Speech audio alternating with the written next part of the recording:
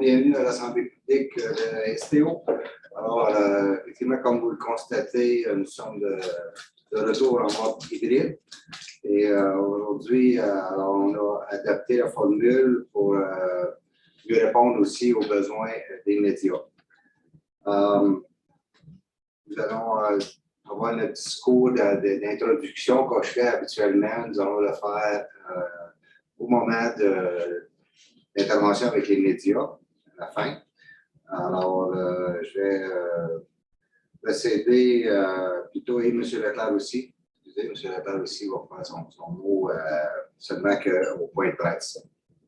Alors, nous allons commencer immédiatement. Je vais céder sans plus tarder la parole à M. Medina pour procéder avec l'ordre du jour. Merci, M. le Président. Le premier item à l'ordre du jour est la période de questions. Alors, à l'item 1.1, nous avons reçu les questions suivantes de la part de M. Marcel Fallu, que je vais vous lire un instant. Le service entrant en vigueur le 28 mars prochain entraînera des coupures importantes de service le samedi, que ce soit au niveau des heures de service que tu fréquentes, sur plusieurs lignes en matinée, dont la ligne 65 desservant l'hôpital de Gatineau.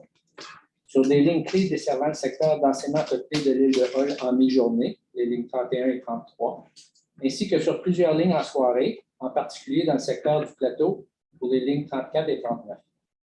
Je me questionne sur le choix d'avoir ciblé particulièrement le service du samedi pour les réductions de service, alors qu'il est déjà beaucoup moins généreux que le service hors pointe de base la semaine en termes de fréquence de passage et de lignes en service. Et tandis que plusieurs lignes de pointe continuent de circuler presque normalement dans le nouvel horaire, malgré le fait que le télétravail est toujours à l'heure actuelle largement la norme dans la fonction publique. Je crains que ces réductions importantes de services le samedi, en particulier sur les lignes 31 et 33, le matin et en journée, 34 et 39 le soir, ainsi que 65 le matin, 5 lignes clés du réseau, ne pénalisent indûment les usagers pour qui le transport en commun est le principal moyen de se déplacer. Première question, quelles autres alternatives de rationalisation ont été examinées de manière à atténuer les impacts de la pénurie de main-d'œuvre et les nouvelles exigences du Code canadien du travail? Et pourquoi avoir ciblé plus spécifiquement le service du samedi? Ensuite, comment les usagers concernés ont-ils été consultés face à ce changement important de service? Et quelles mesures de rétroaction et d'ajustement seront mises en place? Merci beaucoup. Merci, M. Fallu, votre question. Oui, effectivement, il y a eu une modification proposée pour le service de fin de semaine. Donc, c'est qu'il y a des impacts de ça, c'est les pauses obligatoires, bien entendu, qui nous ont été imposées, si on veut, de 30 minutes. Ce qui fait en sorte qu'on a besoin de plus de chauffeurs. Et comme vous l'avez mentionné dans votre question, on a subi une pénurie, mais je vais laisser pour les détails, je vais laisser la parole à M. Leclerc pour pouvoir donner plus de détails là-dessus. Oui, merci, M. le Président. Tout d'abord, merci de votre question. Effectivement, ce à quoi on fait face depuis plusieurs mois, puis c'est le cas pour l'ensemble des réseaux de transport en Amérique du Nord, puis pas seulement pour les réseaux de transport, mais on le sait dans l'ensemble dans les industries, on entend beaucoup parler au niveau de la santé et de l'éducation, c'est la pénurie de main-d'œuvre auquel on fait face. Ça a un impact direct sur tous les réseaux de transport et tous les réseaux doivent ajuster leurs services en conséquence. Donc, on ne fait pas exception à cette règle-là. On a déjà un enjeu à ce niveau-là. Si vous vous souvenez, on avait déjà là, à la question, est-ce que d'autres ajustements avaient été considérés? On avait déjà revu le service en semaine, donc pour l'assignation de l'hiver. On avait rééquilibré, on avait réajusté certaines fréquences justement pour pouvoir pallier à la pénurie de main-d'œuvre. Et puis, malgré cela, on a quand même à tous les jours, on doit faire là, un peu l'impossible pour pouvoir répondre aux services. Puis là, je salue nos employés là, qui font un travail exceptionnel pour s'assurer qu'il y ait le moins possible d'annulations. Ceci étant dit, il y a quand même des annulations, quelques annulations tous les jours. Et là, comme l'a mentionné notre président, il il y a eu un changement au Code canadien du travail avec l'imposition de pauses pour les chauffeurs qui font plus de 5 heures en continu, donc des pauses de 30 minutes. Ça a eu un impact donc sur le service. Pour offrir exactement le même niveau de service, il nous faut 20 chauffeurs supplémentaires. Donc, dans un cas de pénurie de main-d'œuvre, évidemment, on a dû donc faire les ajustements assez rapidement. Ces ajustements-là qui vont être faits le samedi, on parle là, de moins de 1 d'ajustement.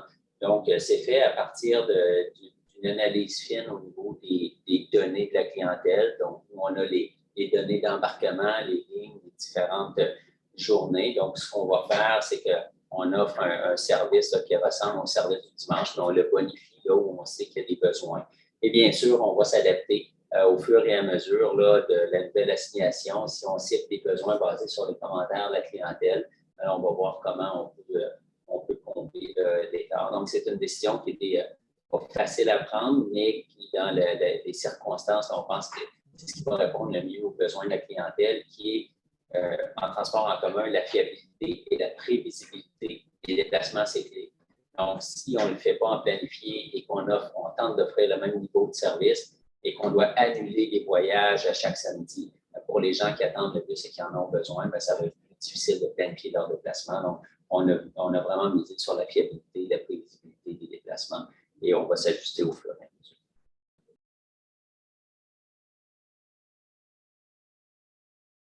Alors, bonjour à vous. Alors, on va commencer par une bonne nouvelle, bien entendu. Alors, je voudrais, au nom des membres du conseil d'administration et bien entendu de l'équipe de la STO, féliciter Mme Caroline Murray, qui a récemment donné naissance à une belle petite fille. Alors, on lui souhaite beaucoup de bonheur. Alors, possiblement une future passagère aussi de la STO, on le souhaite bien.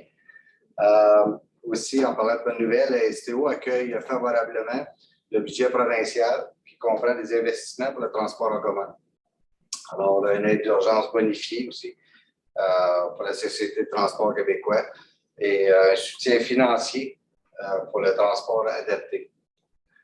On n'a pas encore malheureusement tous les détails pour la distribution de ces sous-là, alors pour la STO entre autres, mais ça nous permettra certainement de garder le cap pour l'année 2023.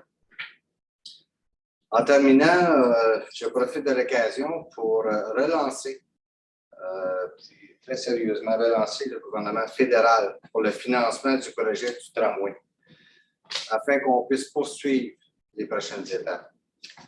Alors, là, lors du dépôt du budget fédéral en avril prochain, on s'attend à avoir une réponse claire. Il faut garder en tête que plus on attend, plus la facture monte, malheureusement. Des dizaines de millions de dollars de plus à chaque année. Alors,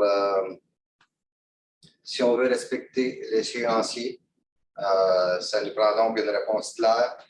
Sinon, nous allons avoir à prendre des décisions. Alors, je lance sérieusement le message au gouvernement fédéral qu'on ne soit pas oublié dans le prochain budget du mois d'avril. Alors, je vous remercie. Je vais laisser la parole à M. Leclerc pour d'autres points. Merci, M. le Président. Bonjour à toutes et à tous. D'abord, un point sur l'achalandage. Donc, vous vous souvenez, au mois de janvier, notre achalandage était à 30 % de la période pré-pandémie. On a monté à 41 % pour le mois de février. Et maintenant, on se situe là, aux alentours d'environ 45 %. Donc, on voit un retour progressif qui est une très bonne nouvelle.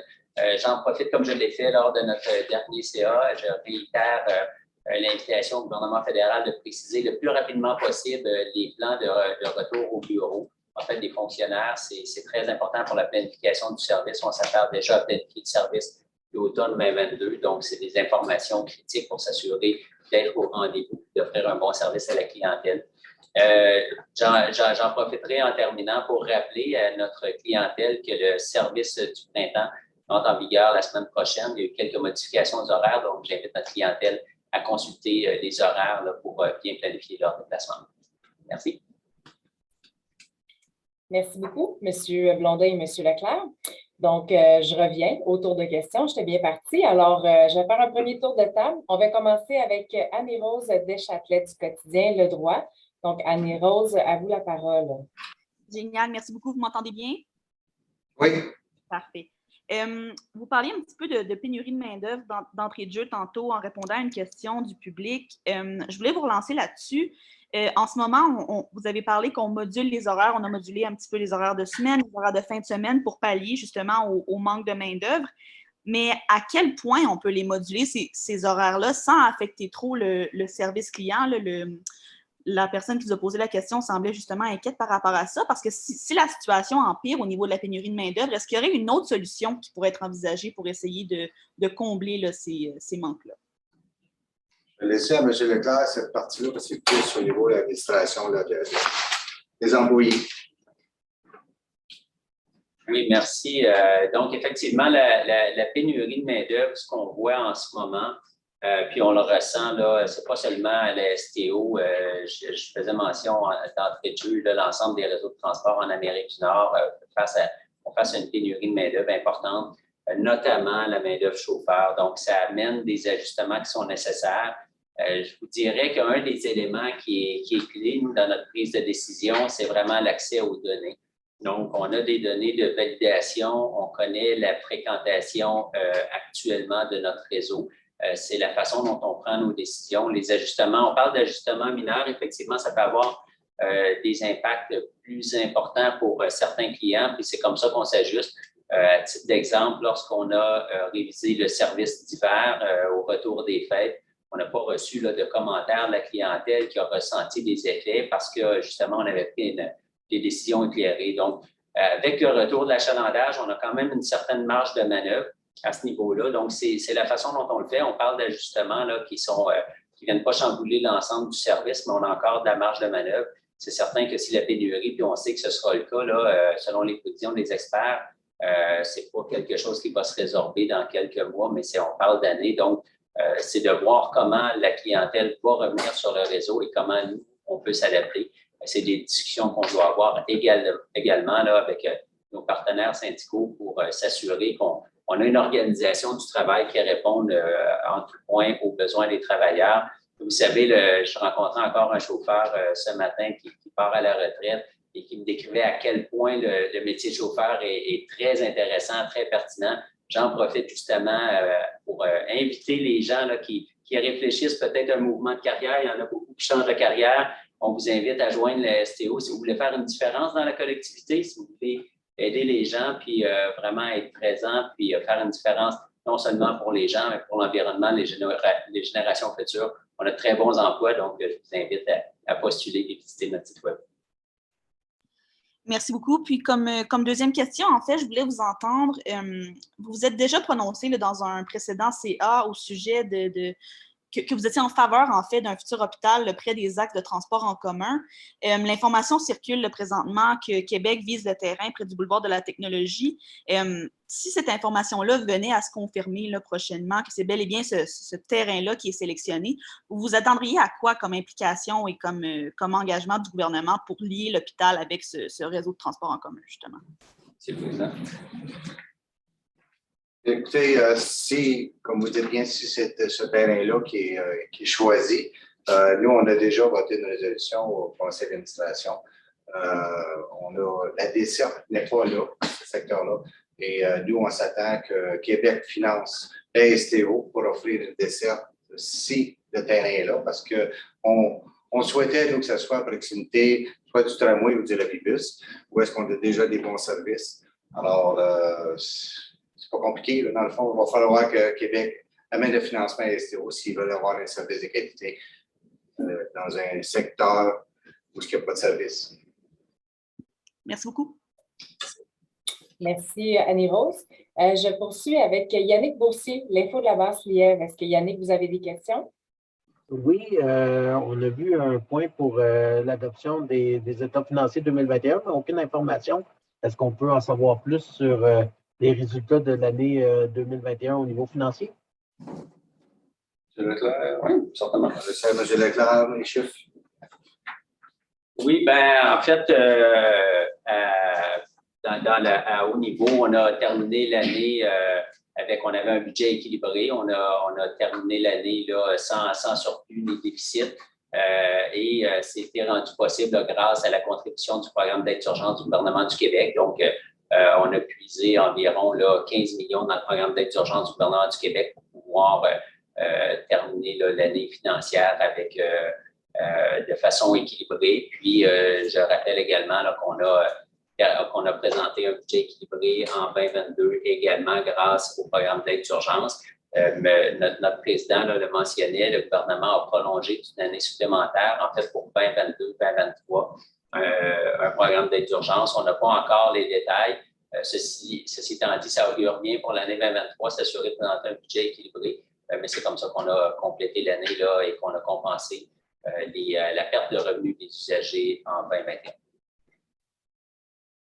En complémentaire, est-ce que le montant que vous avez dû compenser pour la perte de revenus était plus grand que ce que vous aviez prévu ou c'était sensiblement le même? En fait, on avait prévu un peu plus, donc on a dû prendre moins, ce qui laisse une marge encore un peu plus favorable en 2022. Nos dépenses d'opération ont également été un peu plus basses. Je parlais de la pénurie de main-d'œuvre. Évidemment, ça a un impact sur la clientèle, mais ça a un impact favorable sur nos finances. Donc, il y a eu différents éléments qui ont joué, mais en fait, on a dû prendre moins dans le fonds d'aide d'urgence qui était prévu. Ça nous laisse une marge un peu plus favorable pour permettre. Merci. Merci beaucoup, Yannick. Je vais maintenant aller du côté de Nathalie Tremblay de Radio-Canada. Bonjour.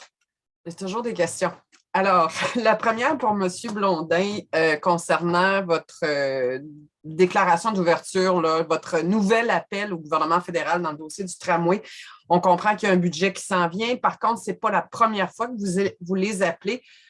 Outre cet appel que vous faites au CA, est-ce qu'il y a des démarches concrètes, des rencontres avec les ministres que vous allez exiger pour vraiment obtenir ces réponses-là avant le budget? Je vais vous dire qu'il y a déjà des rencontres qui ont eu lieu et qui vont se poursuivre, là, surtout avec la mairesse, parce que ça a un impact au niveau des négociations. Mais là, un des problèmes que je vais vous dire qu'on a, c'est qu'on doit, contrairement à d'autres compagnies de transport ailleurs, on doit négocier, nous, avec Québec, le fédéral, la CCN, la Ville d'Ottawa. Alors, c'est parce qu'à un moment donné, on va dire les mots comme on dit, tout le monde se donne le go. Qui va donner le go? Hein? C'est lui ou non, c'est l'autre, et ainsi de suite. C'est ça qui devient compliqué aussi. Alors, je fais confiance à la mairesse. Je sais qu'elle a eu des rencontres, il y a d'autres rencontres à venir. Là. Mais en temps et lieu, soyez rassurés qu'on va discuter ensemble avec l'administration, les deux directions générales, bien entendu David, STO, moi et Mme la mairesse. D'accord. J'ai une sous-question par rapport à ça parce que cet appel-là au fédéral, c'est pas la première fois. Dans l'ancienne administration, on a pressé Ottawa de se positionner parce qu'on parlait de l'échéancier à ce moment-là. Vous avez dit tantôt, sinon, on devra prendre des décisions. Il n'est pas déjà minuit et 5 plutôt que minuit moins 5? Écoutez, je vais faire un petit bout, je vais laisser mon DG aller plus loin, mais c'est parce qu'il ne faut pas oublier qu'on a déjà beaucoup de sous d'investis. On a monté un bureau de projet. Il y a des différentes étapes encore à venir. Où est-ce que là, on ne sait plus où est-ce qu'on part dans l'appel d'offres, est-ce qu'on n'y va pas. Mais je vais laisser certaines précisions de ce côté-là à M. Leclerc, si vous permettez. Oui, donc, au niveau effectivement des décisions, le budget on a parlé précédemment du budget du Québec. Vous avez sans doute remarqué le projet de tramway est inscrit au budget. On sait qu'il y a des fonds réservés au PQI justement pour poursuivre la planification.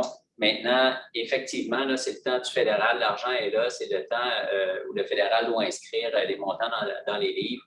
Nous, les décisions qu'on aura à prendre, c'est comment on poursuit les analyses. On a fait des analyses qui sont préliminaires, on a des options. Maintenant, on devra faire des analyses beaucoup plus poussées. Le gouvernement du Québec est là. Donc, est-ce que c'est une question de la façon dont on devra organiser, par exemple, l'appel d'offres pour poursuivre les analyses, pour poursuivre les discussions avec le fédéral, et même voir la façon dont on va continuer pour l'évolution du bureau de projet.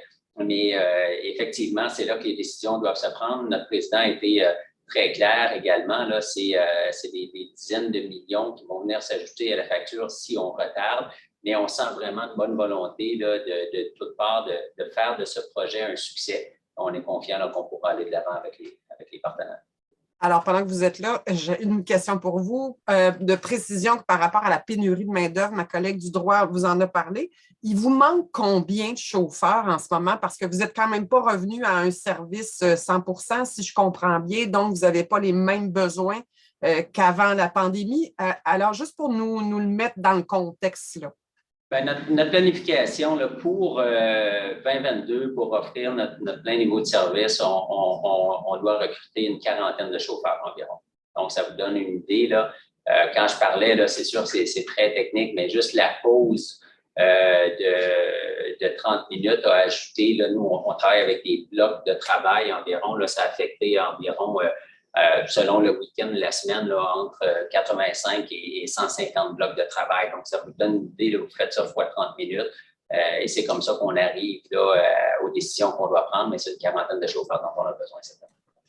J'aurais une autre question, mais José, tu pourras me chicaner puis laisser les autres journalistes si tu veux. Mais par rapport à l'achat groupé d'autobus électriques, là, on voit que vous augmentez le nombre. Est-ce qu'il y a une raison particulière? C'est-tu parce que là, vous profitez des aubaines que ça vous donne l'achat groupé? En fait, ça fait partie du plan d'électrification des transports du gouvernement du Québec. Puis, comme vous savez, on fait des achats regroupés au sein de la TUC. Dans les échanges avec le ministère souhaitait qu'on augmente les quantités non garanties. C'est important de le préciser pour les besoins éventuels. Puis, donc, le gouvernement veut vraiment favoriser l'accélération de l'électrification des transports. Donc, c'est dans ce contexte-là, là, c'est suite à cette demande qu'on a revu la quantité là, pour les années à venir. Merci. Merci beaucoup, Nathalie. TVA me signale qu'ils n'ont pas de questions, donc je fais un deuxième tour de piste. Est-ce que Annie-Rose, Yannick et Nathalie, vous auriez une deuxième question? Ça va, merci. Moi aussi, je pense que j'ai fait le tour. Yannick non plus? Parfait. Je vous remercie infiniment, puis on se retrouve le 28 avril prochain. Merci tout le monde. Merci. J'ai dit oui. Oh oui, excuse-moi, Yannick, excuse-moi, j'ai été trop rapide, je ne t'avais pas entendu. Vas-y, je te laisse la place. Désolé, je m'excuse, je vais vous garder un peu plus longtemps. Simplement, encore, juste finaliser sur les états financiers. Je me demandais si, avec ces états financiers-là, on avait des coûts plus complets de la cyberattaque. On avait parlé d'1 million à un moment donné. Est-ce qu'on a des coûts plus complets et est-ce qu'on peut savoir aussi s'il y a eu du nouveau dans ce dossier-là depuis les dernières semaines-là? Ben, le chiffre exact, c'est ça, on parlait d'1 million, on a terminé exactement à 1,1. Donc, 1,1 million, il n'y a pas eu d'autres imprévus. Là où on en est, nous, on est dans encore la récupération. On parlait là, de plusieurs mois, on est encore là-dedans. Donc, c'est moins visible pour la clientèle, mais nous, on le ressent encore à l'interne. Donc, on remonte encore des systèmes, on remonte des indicateurs. Donc, il y a encore du travail, il y a encore des impacts, mais pas d'impact financier et pas d'impact sur la clientèle. Est-ce que on peut s'attendre à d'autres dépenses pour sécurisation ou autre chose dans le futur ou c'est vraiment terminé de ce côté-là? En fait, on a inclus dans notre budget 2022 une hausse là, des investissements là, en matière de cybersécurité. Je pense que c'est clé. On en entend encore beaucoup parler. Là. C'est très d'actualité avec la guerre qui court en Ukraine en ce moment. On sait qu'il y a de plus en plus de tentatives. Là. On entend parler de cyberattaques provenant de la Russie. Donc, c'est important que les organisations se protègent. On l'avait prévu là, déjà dans notre budget 2022. Donc, pas de dépenses additionnelles à ce niveau-là. Merci. Merci beaucoup. Alors, s'il n'y a pas d'autres questions, dernière chance. Je souhaite une super belle soirée à tous et on se revoit le 28 avril prochain. Merci.